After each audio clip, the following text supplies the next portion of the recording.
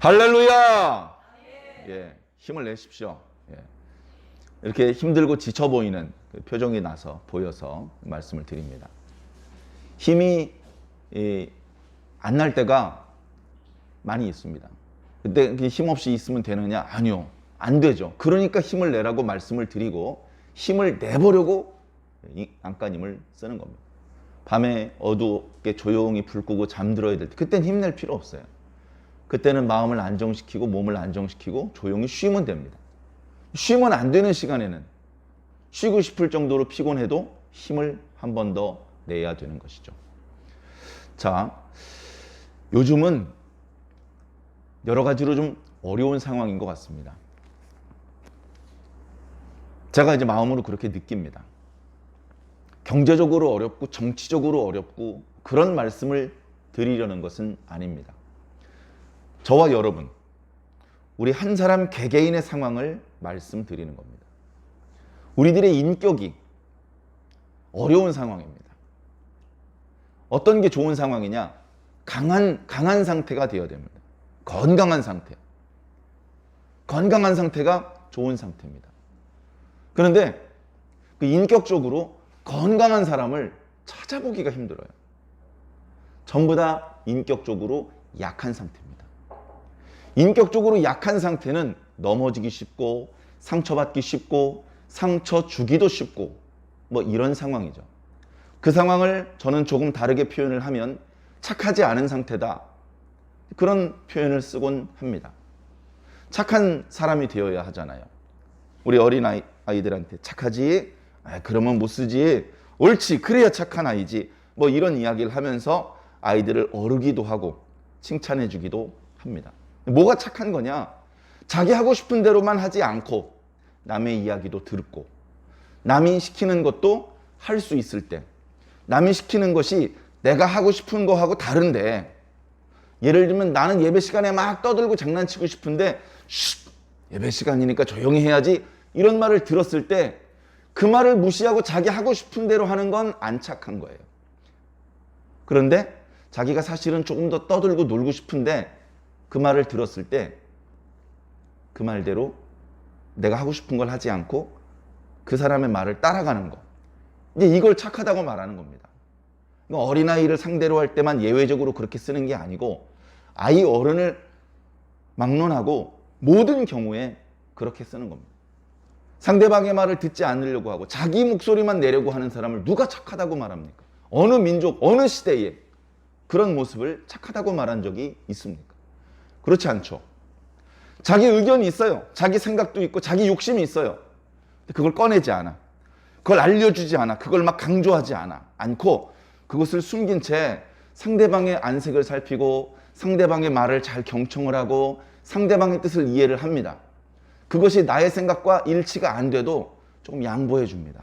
그래 알았어. 네가 먼저 먹어. 알았어. 네가 먼저 가. 이렇게 양보해 주고 상대방의 어떤 사정을 먼저 살펴주는 이런 모습과 마음, 바로 이걸 착한 마음이라고 말하는 거예요. 누가 착할 수 있느냐? 강해야 됩니다. 내가 약한데 예를 들면 내가 배가 고파요. 내가 배가 고픈데 다른 사람한테 양보할 수가 없잖아요. 내가 힘든데. 그러니까 어떻게 됩니까? 다른 사람 어떻게든지 그 귀담아 들을 여유가 없어. 다 무시하고 내가 가서 먼저 먹어야 되는 거예요. 약한 사람이 남의 말을 못 듣는 겁니다. 약한 사람을 좀 다르게 표현을 하면 조금 전에는 착하지 않은 상태다 이런 말씀을 드렸는데 어린 상태다라고 말씀드릴 수 있습니다. 어렸을 때는요 남의 말을 잘 못 들어요. 보는 것도요 다 못 봅니다. 예를 들면 내가 밥을 먹는데 저쪽에 계란 반찬을 먹고 싶어요. 계란 반찬을 먹으려면 내 손을 계란 반찬 있는 쪽으로 뻗어야 되잖아요. 그 중간에 컵이 있어서 그 방향 그대로 손을 뻗었다가는 컵이 넘어지고 물이 엎질러지는데 그걸 못 보는 거예요. 계란만 보는 거예요. 계란만. 그러니까 손을 뻗다가 물잔 넘어뜨리기도 하고 뭐 흘리기도 하고 떨어뜨리기도 하고. 왜냐하면 다 못 보는 거예요. 아이들이랑 공놀이를 하다가 공이 통통 찻길로 나가도 차가 보입니까? 어른은 차를 생각해요. 차 소리도 들리고 차가 지나다니는 게 보여. 어린이는 공만 보여요. 공만 쫓아가는 거예요. 그러다가 사고가 나는 겁니다. 어린이들은 왜 그래? 나도 다 들려. 나도 다 볼 수 있다고. 그렇게 얘기를 하죠. 어른들이 너무 간섭하는 것 같고 막 그러면. 근데 실제로는 어떻습니까? 결정적인 순간에 안 보여요. 자, 그래서 우리 강한 자가 되어야 됩니다. 인격적으로도 그렇고 영적으로도 그렇습니다. 우린 착한 사람이 되어야 됩니다. 인격적으로도 그렇고 영적으로도 그렇습니다. 자, 제가 인격적인 것과 영적인 것을 구별해서 표현하는데 이게 멀찍이서 보면요 똑같은 거예요. 영적인 것과 인격적인 것이 거꾸로 가기가 어려워요. 영적으로는 어른인데 인격적으로는 애기야. 그런 사람 혹시 본 적 있습니까? 일단 성경에는 없어요. 실제로는 어떻습니까? 영적으로 건강하고 영적으로 착하면 인격적으로도 건강하고 인격적으로 착한 사람일 가능성이 매우 높습니다. 그죠? 인격적으로 개차반이야. 우리 속된 말로 그런 표현 하잖아요. 도를 넘어서 완전히 사람 같지 않다, 짐승 같다 이런 상황일 때 막 함부로 말을 하지 않습니까? 그런 사람이 영적으로는 깨어가지고 막 하나님과 소통하고 그런 사람 본 적 있습니까? 귀신이랑은 소통할지 모르지만 하나님하고는 안 돼요.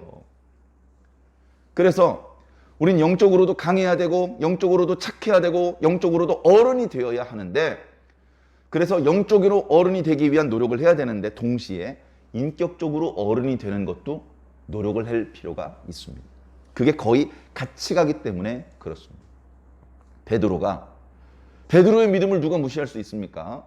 그런데 그 베드로가 예수님 십자가에 달리고 부활하시기 전에는 얼마나 어렸습니까? 성질이 막 혈기방정했죠. 그래서 어떨 땐 칭찬 들을 때도 있었지만 더 많은 경우 예수님께서 베드로 절제시키느라 쩔쩔매는 그런 경우도 더러 있었습니다. 그 모습은 우리가 존경에 맞지 않는 베드로의 모습이 아니에요.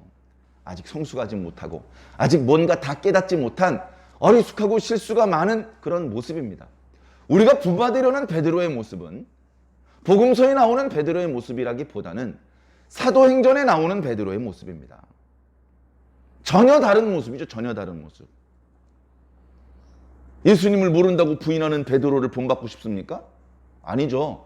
십자가에 거꾸로 달리는 것도 조금도 두려워하지 않는 그런 베드로를 우리가 닮고 싶은 것이죠. 베드로가 아주 짧은 순간이었지만 예수님 3번 부인하고 다굴 때 울면서 뛰쳐나가고 예수님께서 부활하셨을 때 누구보다도 먼저 무덤에 먼저 뛰어들어가서 무덤이 비어있는 걸 확인하고 심지어 부활하신 예수님을 다른 제자들보다 먼저 만나고 갈릴리에서 예수님께서 해변에 서 계시다는 얘기를 듣고 배가 육지에 도착하기도 전에 첨벙첨벙 물에 뛰어내려서 예수님을 제일 먼저 마주하고 영접하고 예수님과 함께 식사하고 네가 여기 있는 사람들 중에 나를 더 사랑하느냐? 주님, 제가 주님 사랑하는 걸 주님께서 아시지 않습니까? 3번이나 말씀을 나누고 그 얼마 안 되는 시간 동안 베드로가 완전히 달라졌어요. 거기다가 기도에 열심을 내다가 성령 받으니까 전에 알던 베드로가 아니야. 전에 나이만 많았지, 수염만 길었지. 아유, 저 형님 정말 골치야 골치. 요한만도 못해. 생각하는 게. 뭐 이런 말을 들었을지 모르지만 과거에는 성령 받은 이후에 베드로는 전혀 다른 사람입니다. 모든 그리스도인들의 형님 역할을 넉넉히 감당할 수 있는 인격과 영성을 두루 갖춘 그 누구도 함부로 할 수 없는 권위가 있는 그런 사도의 모습으로 완전히 변했거든요. 우리도 그런 모습이 돼야 되는 거예요. 처음에 교회 문 열고 들어오자마자 그런 믿음을 가질 수는 없죠. 과정이 필요합니다. 근데 그 과정을 너무 길게 가질 필요는 없어요. 빨리 배워야 돼, 빨리. 찬송가는 좀 늦게 배워도 됩니다. 그러나 영적으로 성숙해지는 것은 굳이 늦게 갈 필요가 없어요. 그것은 시간에 비례하지 않더라고요.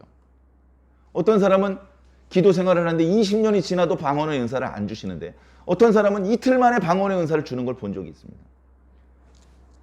그걸 누가 금지시킵니까? 어떤 경우는 목사님이 주여 이 심령에게 방언의 은사를 주시옵소서 2달을 기도했는데 방언의 은사를 안 주셔요. 근데 어떤 사람은 집사인데 저 집사님에게도 방언의 은사를 주십시오. 그날 주셨어요. 그건 인간이 정하는 선하고 상관없습니다. 하나님은 자유로운 분이시기 때문에. 중요한 건 뭡니까? 강해야 돼요. 주변에 살펴보십시오. 본인도 한번 살펴보시고. 영적으로 강하고 착하고 어른스럽고 그러면서 부자고 목소리도 좋고 인물도 좋고 그런 사람은요 대륙에 한 명 있을까 말까입니다. 진짜 주의 일을 안 할 사람들, 관심이 없는 사람들은 뭐 그런 사람이 필요한 건지 뭔지 뭐 전혀 몰라요. 근데 뭔가 주의 일을 해보려고 능력도 부족하고 믿음도 부족한데 뭔가 그래도 주님께 받은 은혜가 크니까 뭔가 보답하고 싶고 이 선한 일에 자기도 참여하고 싶고 좋은 열매 맺고 싶고 이제 이런 마음 때문에 이제 봉사를 시작을 하지 않습니까? 봉사를 하다 보면 그런 사람이 필요한 거예요. 인격적인 어른, 착하고 강하고 돈도 많고 목소리도 좋고 인물도 좋고 그런 사람이 정말 눈 씻고 찾으려고 해도 찾을 수가 없어요. 사랑하는 성도 여러분, 원래 없는가 보다 생각하지 마시고 바로 여러분들이 그런 사람이 되어야 됩니다. 바로 여러분들이 착한 사람이 되어야 됩니다. 강한 사람이 되어야 됩니다. 여러분들이 어른이 되어야 됩니다. 어른. 목사님, 전 아직 10대인데요. 나이는 10대가 갑자기 20대, 30대가 될 수는 없지만 인격적으로는 얼마든지 어른이 될 수 있어요. 인격적으로는. 인격적인 어른이 되라는 겁니다. 영적인 어른이 되라는 겁니다. 예? 교회에 보면 장로라는 직분이 있습니다. 한자를 보니까 길장자에 늙을 노자를 쓰더라고요. 길게 늙은 사람은 자동으로 장로가 되느냐? 아니에요. 그러면 교회에서 누가 장로가 되어야 하느냐? 누가 장로감이냐? 하나님을 더 많이 사랑하는 사람이 장로가 되어야 됩니다. 나이랑 상관없습니다. 중일학생도 6순, 7순 할아버지보다 하나님을 더 뜨겁게 사랑하면 그 교회 성장을 위해서는 그 어린아이가 장로가 되어야 돼요. 그 어린아이의 말을 온 교회가 순종해야 됩니다. 하나님을 더 많이 사랑하는 사람이 교회에선 어른입니다. 교회 어른이 많아야 됩니다.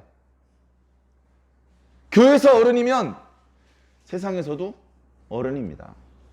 요즘은 교회의 권위를 세상이 잘 인정하지 않으려고 합니다. 왜? 세상이 똑똑하면 인정을 할 텐데 세상이 미련해졌어요. 사랑하는 성도 여러분, 어른이 되시기를 부탁을 드립니다. 영적인 어른이 되시기를 부탁을 드립니다. 신앙생활을 혼자 하는 것은 너무나 어렵습니다. 너무나 위험합니다. 나 홀로 신앙을 장기간 지켜내고 심지어 그 안에서 믿음이 성장하고 좋은 열매들을 점점 더 많이 맺어내는 경우는 한 번도 본 적이 없습니다. 신앙생활은 혼자 하는 게 애시당초 아닙니다. 신앙생활은 공동체를 이루면서 합니다. 가정공동체, 민족공동체, 교회 공동체를 통해서 신앙을 하게끔 하나님께서 만드셨어요. 그래야 신앙을 유지할 수 있고 발전시킬 수 있습니다. 다른 방법이 없어요. 혼자서 믿음이 막 쑥쑥쑥 자라고 안 됩니다. 공동체가 필요해요. 큰 공동체든 작은 공동체든 어쨌든 그것은 공동체여야만 합니다. 문제는요, 크기와 상관없이 이 공동체 생활은 불편해요. 나 혼자 가는 게 편하지 공동체 생활하는 게 쉽습니까? 네? 어디 걸어 다녀도요, 자기 혼자 까불면서 맘대로 걸어 다니는 게 편하지요. 아무리 천천히 북을 쳐줘도 북소리에 맞춰 걸어가라면 아주 짜증나고 불편한 겁니다. 공동체가 많은 사람이 한 덩어리를 이루어서 움직이려다 보면 룰이 필요합니다. 룰. 조직이 많아질수록, 구성원이 많아질수록 룰도 더 많아지고 복잡해지겠죠. 그걸 다 기억하고 지키려면 힘든 겁니다. 혼자서는요, 룰도 필요 없어요. 그냥 가면 됩니다. 자, 그런데 인디안 속담에 보면 여러분들 잘 아실 텐데요. 빨리 가려면 혼자 가고 멀리 가려면 같이 가라. 이런 속담이 있습니다. 빨리 가려면요, 두 명이서 가는 것보다 혼자 가는 게 훨씬 속도가 빨라요. 나는 더 갈 수 있는데 저 친구가 오줌이 마렵대. 저 친구가 지금 숨이 턱에 차가지고 잠깐만 좀 있다가 좀만 쉬었다가 이러면 자꾸 속도가 늦어지는 겁니다. 그죠? 근데 혼자서는요 훨씬 더 빨리 갈 수 있어요. 뭐 야 됐어? 준비됐어? 좀 쉬었어?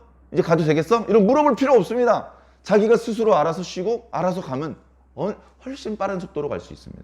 근데 문제는 뭐냐면요 그리 멀리 못 가요. 그리 멀리 못 갑니다.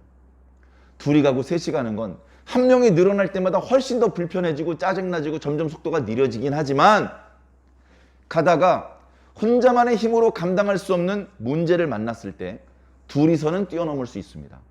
셋이서는 극복할 수 있습니다. 넷이서는 해결할 수 있죠. 혼자서는 못하는 문제. 그래서 혼자 가면 어떤 문제를 만나는 순간 거기서 멈춰야 됩니다. 더 갈 수가 없게 되는 것이죠. 근데 둘이 가면 힘도 딸리고 경험도 없는 녀석인 것 같았는데 그 녀석 때문에 죽을 뻔하다 살 수도 있고 그 녀석이 뜻밖의 묘안을 생각해내서 그 위기를 뛰어넘어갈 그럴 수도 있는 것입니다. 그래서 신앙생활은 혼자 하면 안 되는 겁니다. 혼자 하는 게 편하죠. 그러나 그 방법으로는 멀리 못 갑니다. 우리가 가는 길은 꽤 멉니다. 우린 천국에 가야 됩니다. 천국이 가깝다. 빨리 가는 게 장땡이다. 이런 어리석은 생각을 버리시기를 부탁드립니다. 이것은 건강한 생각도 아니고 착한 생각도 아니고 어른스러운 생각도 아닙니다. 하나님의 나라 멉니다. 혼자 가려고 하면 목적지까지 도착을 할 수가 없습니다. 그걸 잘 아시는 주님께서 교회에서 공동체를 이루어서 같이 가라고 말씀하셨습니다. 같이 가는 게 불편하지만 잘 적응하시기를 부탁을 드립니다. 전 전주시에 학부모 단체가 있습니다. 처음엔 기도를 해달라고 그러더니 그 다음에 자문을 좀 해달라고 그러다가 이젠 같이 들어와서 좀 같이 활동을 해달라고 합니다. 그래서 이제 같이 활동을 하는데 그 모임을 인도하시는 분이 급해요. 마음이. 해야 될 일이 많아. 마음이 급해. 시간이 없어. 빨리빨리 이 일을 처리해야 돼. 그래가지고 이거 합시다 저거 합시다 룰을 어기고 그냥 막 끌고 나가요. 그러니까 어떻게 되냐면요 회원들이 못 따라와요. 회원들이 어디 현장으로 나오십시오 했는데 안 나와. 안 나오는 거예요. 현장에 나와서 보니까 한두 명밖에 안 나와 있어. 아니 왜들 이렇게 안 나왔대? 급하게 가면 다 함께 갈 수가 없는 거예요. 다 함께. 그래서 저한테 물어봅니다. 어떻게 하면 다 함께 그 현장에 나갈 수 있냐고. 천천히 가셔야 됩니다. 천천히 가셔야 됩니다.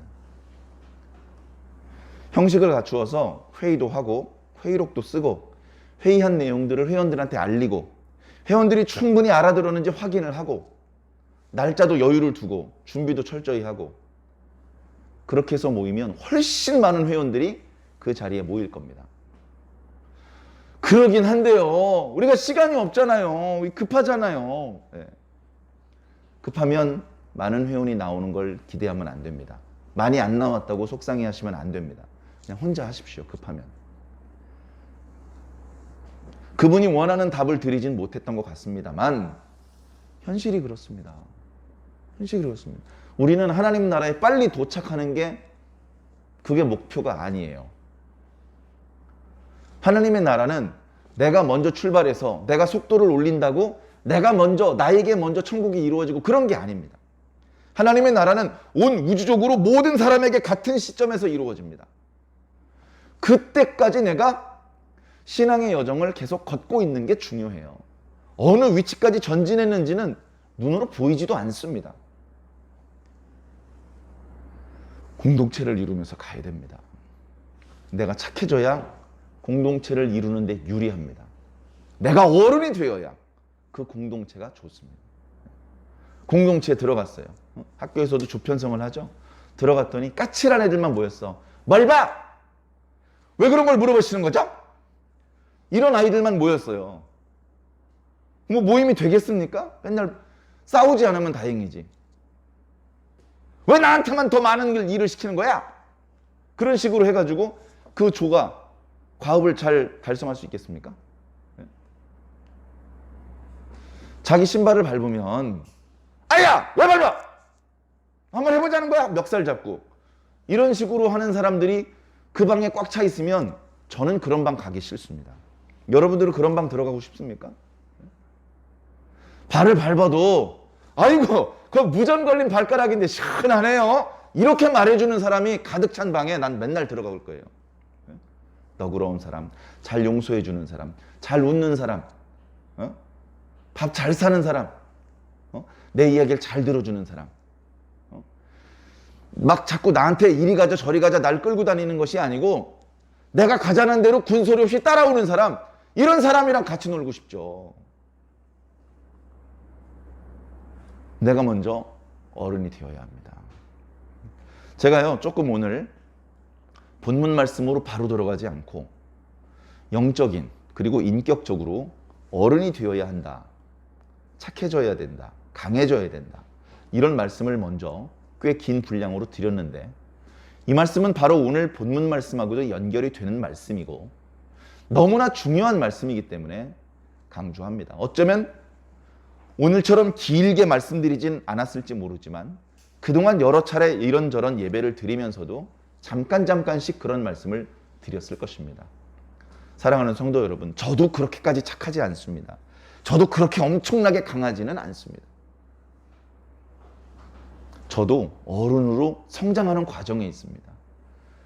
전보단 많이 착해졌지만 아직도 모자란 부분이 있습니다. 더 착해지기 위해서 노력을 하고 있습니다. 우리는 다 함께 그렇게 영적으로 성숙하고 성장하기 위해서 우리가 할 수 있는 최선의 노력을 다해야 합니다.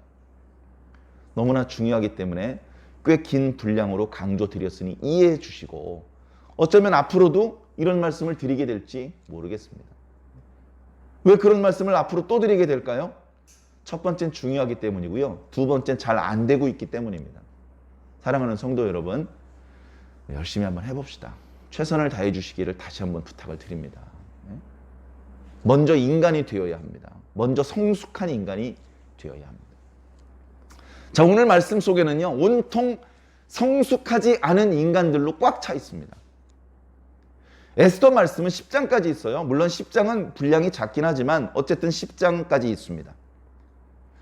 이 에스더 말씀도 아주 오래전부터 당당히 성경의 한 부분을 차지하고 있었습니다.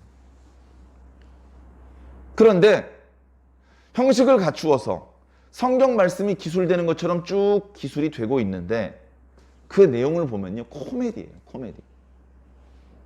1장에 보면요, 페르시아 제국에 대한 이야기가 나옵니다.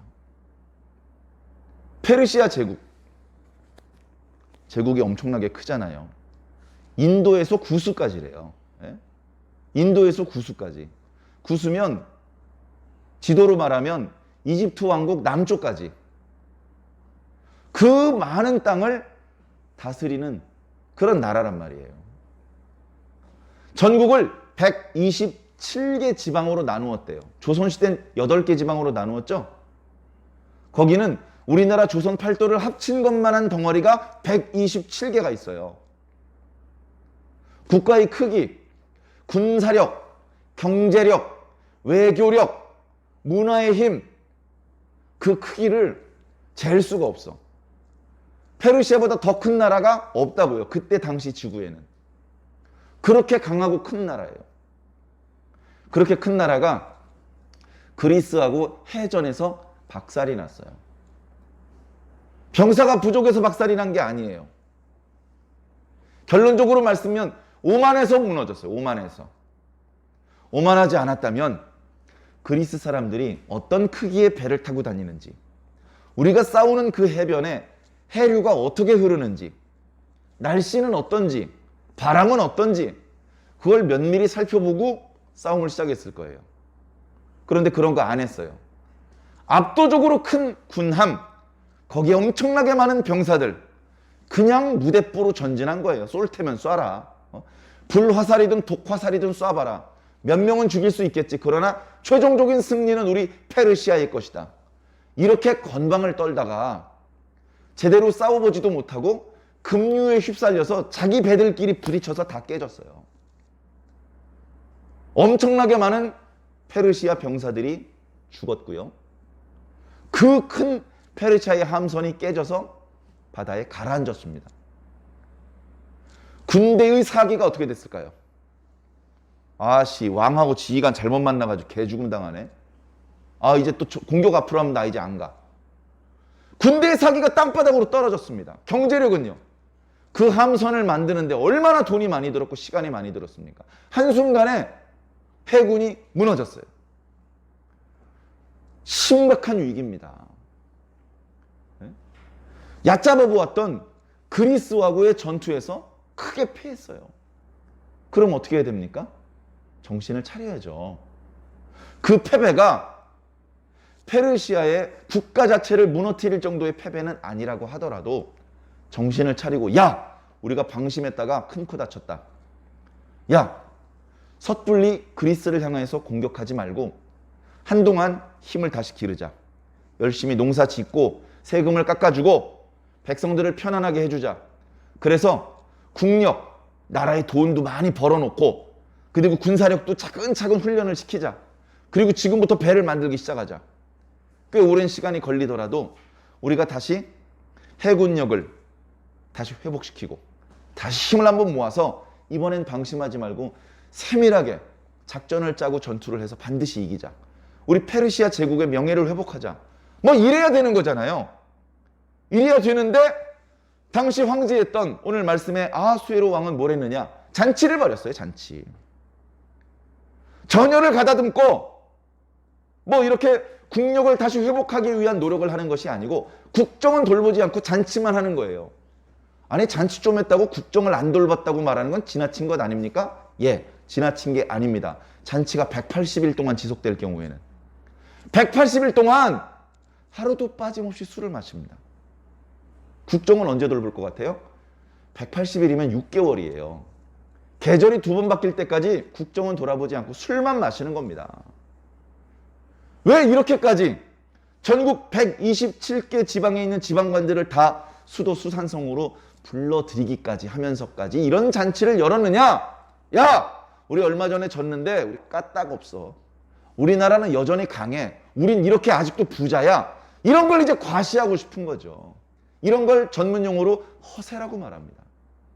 허세를 떠는 사람의 심리는요, 결코 강하지도 착하지도 어른스럽지도 못합니다. 180일 동안 잔치가 벌어졌어요. 그러면 그 기간 동안에 중앙과 지방의 행정이 마비가 되었고, 그리고 그 잔치와 관련해서 얼마나 많은 재정이 허비가 되었겠습니까? 그리고 왕만 정신 못 차리고 나머지 지방 관리들이라도 정신을 바짝 차리고 있어야 되는데 지방 관리들이 정신 똑바로 차릴까봐 다 술 취한 사람들 만들어가지고 나라 자체가 힘이 쭉 빠져버리는 것이죠. 그래 180일 동안의 잔치가 끝났는데도 불구하고 만족하지 않고 7일 동안의 잔치를 또 엽니다. 야, 전국에서 우리 수산성으로 손님들이 많이 와가지고 우리 수산성 국민들이 상당히 번거롭고 시끄러웠지. 고생들 많았어. 내가 이번에는 우리 수산성, 우리 도성 사람들 빈부 귀천을 가리지 않고 전부 다 왕궁으로 초청해서 잔치를 열 거야. 7일이야. 와가지고 제한 없이 술을 마셔도 돼. 술 먹고 소리 좀 질러도 돼. 술 먹고 주먹질 좀 해도 돼. 이런 잔치를 열은 거예요. 네? 어저께도 말씀드렸지만 그 잔치가 열릴 때 왕비 와스티는 여인들만을 위한 잔치를 따로 열었어요. 왜 여인들만을 위한 잔치를 따로 열었으냐? 조금 전에 열렸던 180일간의 잔치, 그리고 지금 열리고 있는 7일간의 잔치에는 여자가 못 들어갑니다. 얼마나 음란하고 퇴폐적인 그런 잔치인지 여자가 거기에 얼씬거렸다가는 무슨 봉변을 당할지 몰라요. 거기서 무슨 짓을 저질러도 괜찮다고 한 그런 식의 잔치였기 때문에, 그러니까 여자들을 따로 불러내 안전하게 왕비가 지켜주면서 여자들의 마음을 다독이는, 그러니까 왕비가 왕비로서의 역할을 잘 하고 있었어요.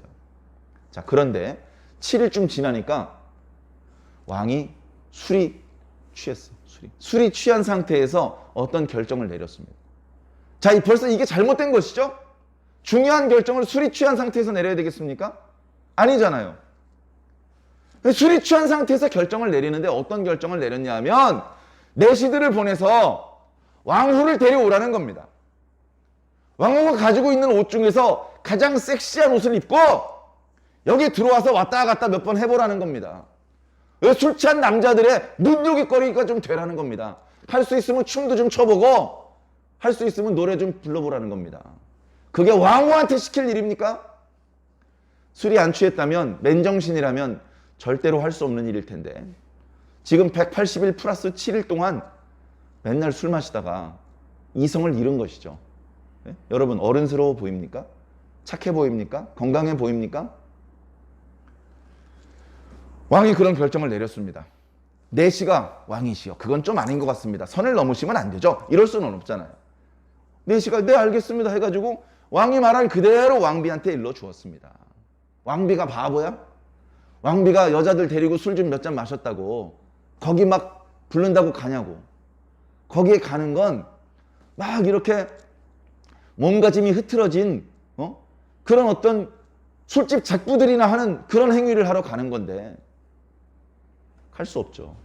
할 수 없다고 이 얘기를 전했더니 왕이 이번에는요 버럭 화를 냅니다. 여러분, 버럭 화를 내는 것은 결코 착한 것도 강한 것도 어른스러운 것도 아닙니다. 근데 화가 머리끝까지 난 거예요. 머리끝까지. 견딜 수 없이 화가 난 거예요. 견딜 수 없이.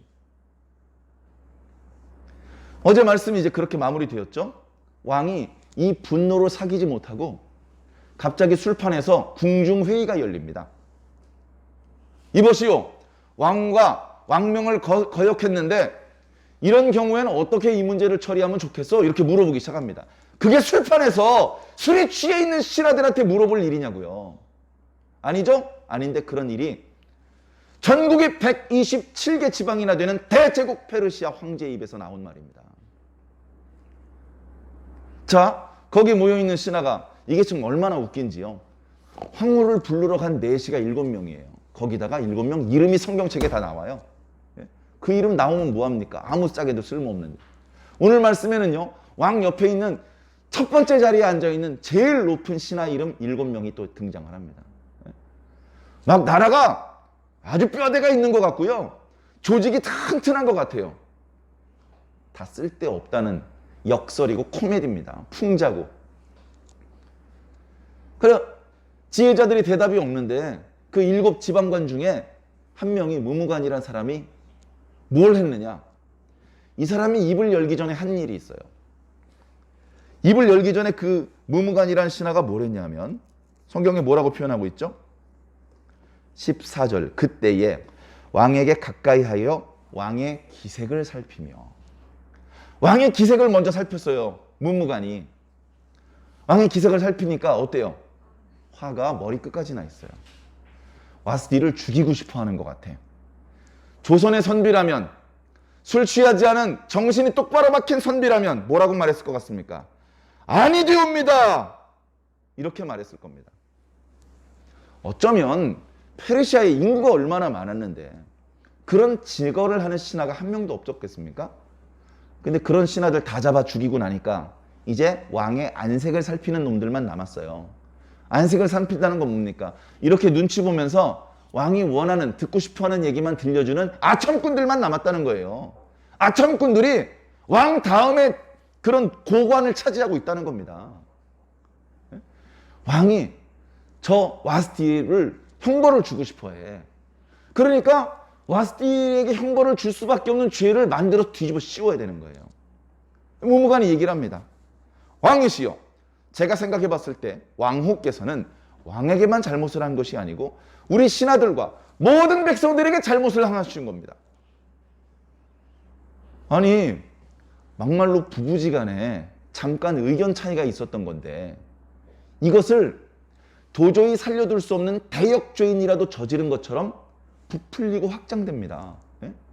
이 에스더서에는 그런 상황이 많이 발생돼요.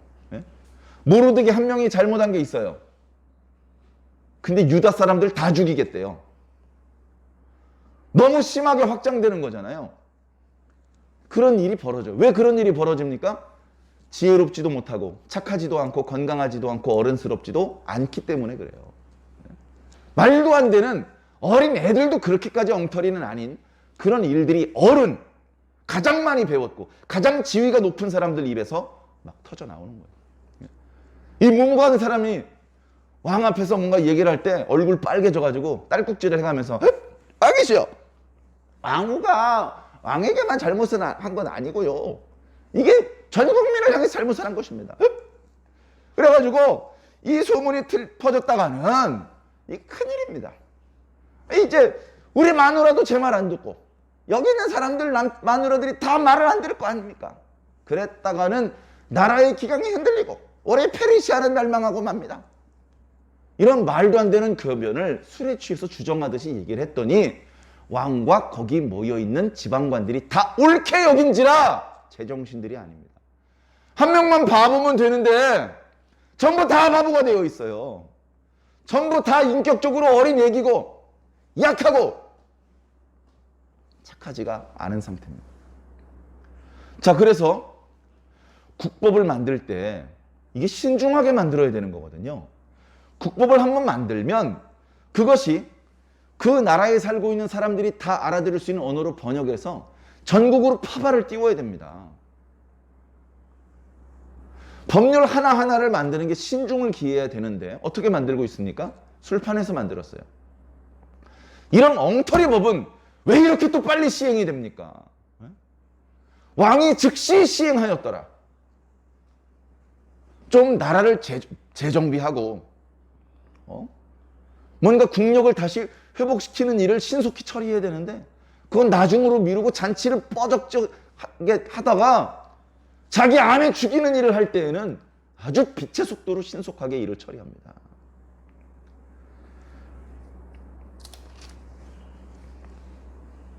자, 22절에 보니까요, 이제 정말로 이게 법으로 만들어져 가지고요 전국으로 이렇게 하달이 됩니다.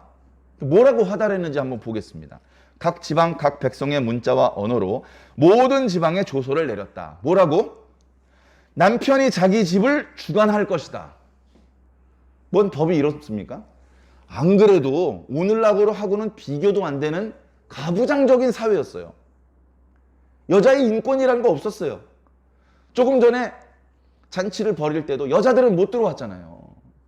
얼마나 여자들이 서러운지 왕비가 따로 잔치를 베풀어서 위로해 줄 정도였는데 이제 국법으로 집안일은 남편이 주관하는 것이다. 거기다 또 뭐라 그럽니까? 자기 민족의 언어로 말하게 하라. 요건 조금 전에 술판에서 나오지도 않았던 얘기예요. 와스디가 뭐 다른 나라 말로 뭐 말을 했습니까? 그런 잘못을 했습니까? 왜 이런 내용이 전국으로 가는 조서에 들어가야 되죠?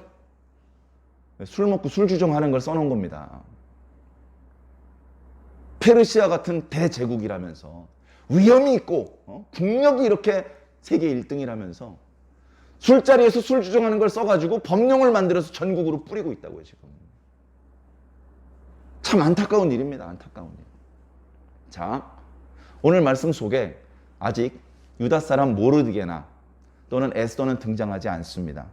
또 하나님도 등장하지 않고 하나님의 선지자도 나타나지 않습니다.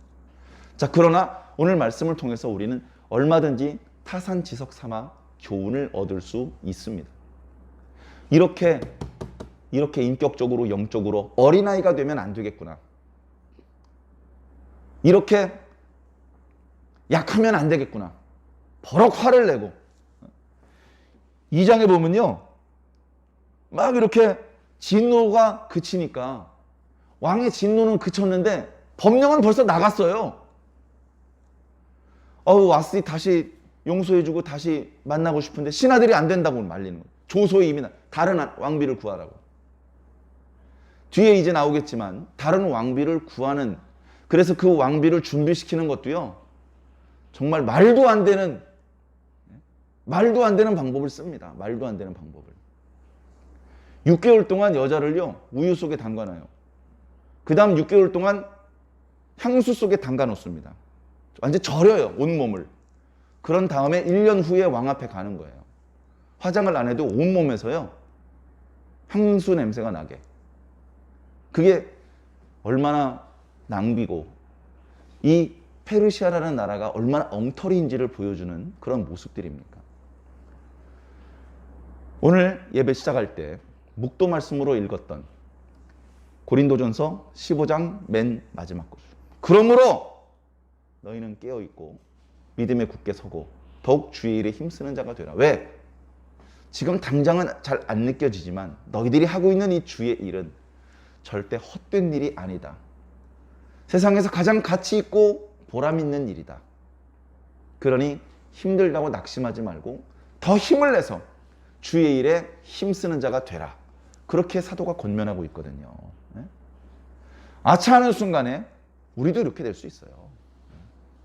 우리도 이렇게 될 수 있어요. 대학에 그런 말이 있다 그러죠.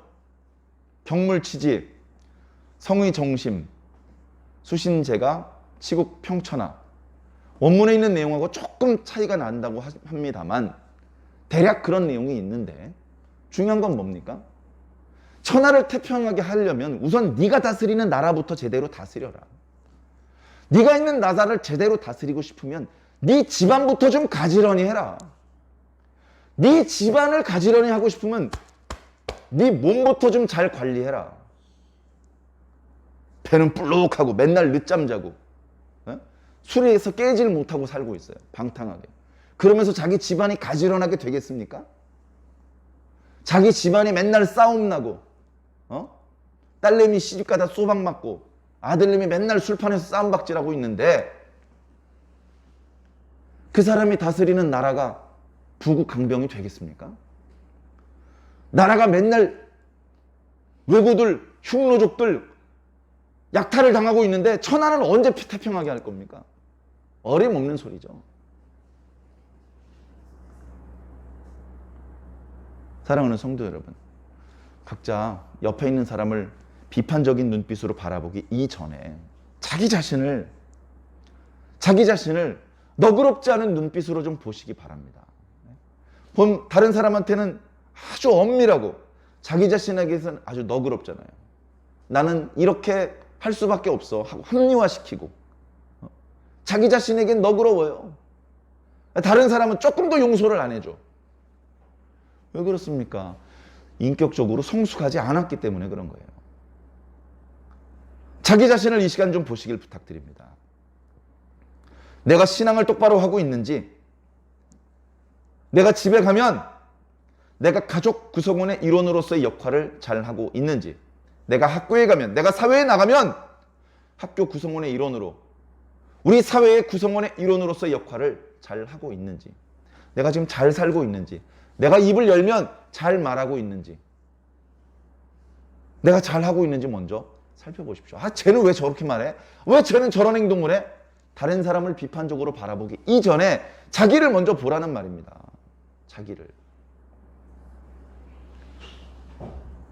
자기가 먼저 반듯하게 서야 됩니다. 왜 저 사람은 예배 시간에 맨날 졸지? 그럼 너는 안 졸아? 왜 저 사람은 헌금을 1,000원밖에 안 하지? 너 500원도 안 하잖아. 왜 저 사람은 한 달에 한 주씩 꼭 예배를 빠져먹지?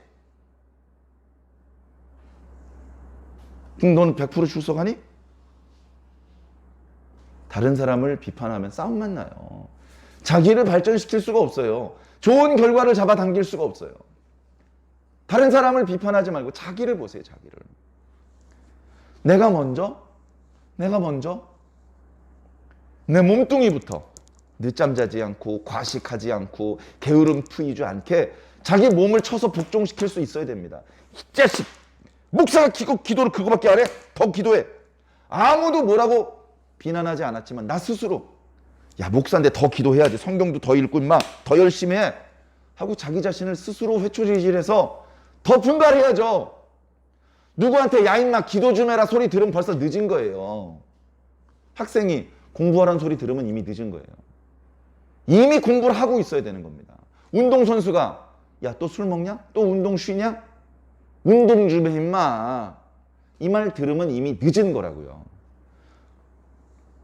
그런 말을 듣기 이전에 이미 운동을 하고 있어야 돼요. 사랑하는 성도 여러분, 목사님이 원래 성경 읽으십시다, 기도하십시다, 전도하십시다, 그런 권면의 말을 하는 그런 역할이긴 하지만, 그러나 목사님에게 너무 자주 기도 좀 하세요, 성경 좀 읽으시죠, 전도는 이제 좀 시작하셔야죠, 이런 식의 말은 꼭 들어야 되는 건 아닙니다. 그런 말을 듣기 이전에 하고 있어야 됩니다. 목사님이 종이에다가 글을 써서 도장 찍어가지고 임명장을 주기 이전에 기도하면서 예수님께 임명장을 받아야 돼요. 예수님께 사명을 받아야 돼요. 목사님께서 지시하기 이전에, 장로님께서 부탁하기 이전에 이미 봉사를 하고 있어야 된다고요. 그 사람이 성숙한 사람, 깨어있는 사람, 살아있는 사람, 건강한 사람, 어른스러운 사람입니다. 내가 지금 신앙생활을 제대로 하고 있는지 살펴보시기 바랍니다. 오늘 말씀 시작할 때 그런 말씀 드렸죠? 믿음 좋고, 믿음 좋아, 믿음, 기도도 잘해, 말씀도 보면 제법 많이 알아, 믿음이 좋아, 기도하면 하나님께서 들어주시고 응답해 주실 것이라는 믿음을, 확신을 가지고 있어요. 열정적으로 기도해, 찬송도 열심히 불러, 노래도 잘해, 찬송도 잘 불러. 저는 예전에 그런 일꾼이 제일 큰 일꾼인 줄 알았습니다. 근데 시간이 지나면서 저의 관점이 좀 달라졌어요. 그냥 믿음만 좋으면 안 돼. 그냥 찬송만 잘 부르고 기도만 잘하는 걸로는 좀 부족해. 헌금도 많이 할 수 있어야 돼. 헌금을 하는 것은 그냥 내가 부자면 많이 할 수 있는 게 아니에요. 믿음이 밑받침이 돼야 돼요. 그래서 한동안 헌금을 많이 하는 사람이 교회에서 큰 일꾼인 줄 알았어요. 그러다 또 생각이 조금 바뀌었습니다. 교회에서 진짜 큰 일꾼은 입이 무거운 사람이 큰 일꾼이에요. 교회에 왜 이렇게 혼란한 일이 많이 생깁니까? 입이 가벼워서. 입이 가벼운 이유가 뭡니까? 약하고 어리고 착하지 않기 때문입니다. 대부분의 착한 사람은, 강한 사람은, 어른스러운 사람은 입이 무거워요. 입이 무겁습니다. 자기가 큰 돈을 헌금을 했는데 절대 말을 안 해요. 절대. 누가 엉터리 짓을 했는데 내가 그걸 봤는데 절대 옮기질 않아요. 그러니까 그런 사람이 많은 교회는 편해요. 평안해. 약한 사람, 어리숙한 사람, 이런 사람이 많은 교회는요, 교회가 아주 시끄럽습니다. 다툼이 끝나질 않습니다. 입이 무거운 사람이 큰 일꾼이더라고요.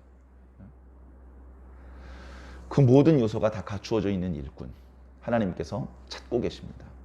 사랑하는 성도 여러분, 다른 사람을 책망하기에 앞서서 자기 자신을 돌아보시기를 다시 한번 부탁드립니다.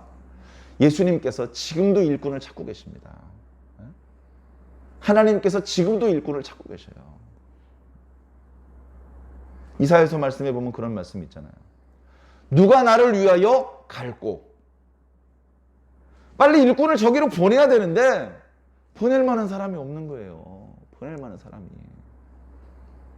그때 이사야 선지자가 이야기를 했습니다. 주여, 제가 여기 있습니다. 나를 보내소서. 그죠? 그래서 하나님께서 이사야 선지자를 보내셨습니다. 그런데 깜도 안 되는 사람이 나를 보내달라 그러면 이게 또 하나님이 곤란한 거예요. 아, 이 녀석 보내면 더 사고가 커지는데, 더 문제가 심각해지는데, 보내면 안 되는 녀석이 자꾸 보내달라고 하면 그것도 힘든 노릇이에요. 그러니까 내가 먼저 인격적으로 성숙하고 어른이 되고, 내가 먼저 온전한 신앙인이 되어야 합니다.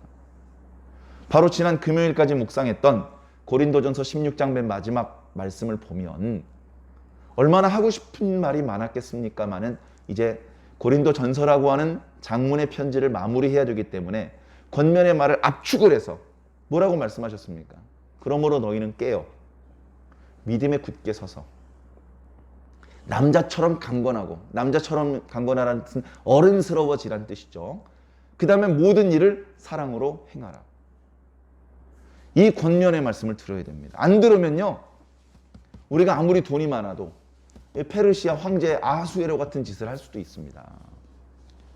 좋은 결과를 불러올 수가 없어요. 우리가 신앙생활하면서 좋은 걸 바라잖아요. 지금은 좀 어렵고 힘들어도 앞으로 좋아질 걸 소망하고 기대하고 있잖아요. 그러려면 어떻게 해야 됩니까? 내가 좋은 걸 부를 수밖에 없는 방법으로 살아야 돼요.